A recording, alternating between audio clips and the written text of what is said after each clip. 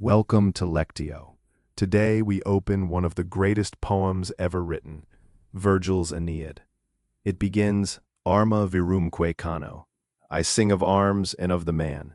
In a single line, Virgil names his subject. War and the hero fated to flee the ruins of Troy and found a new home in Italy.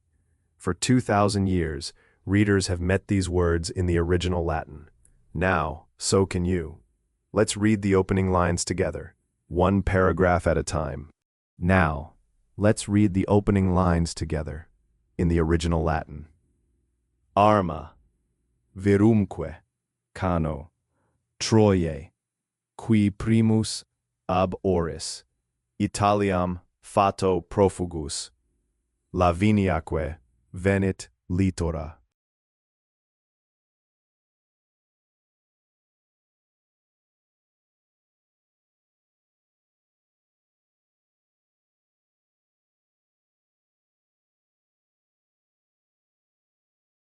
Arma, virumque, cano, Troiae, qui primus ab oris, Italiam fato profugus, Laviniaque venit litora.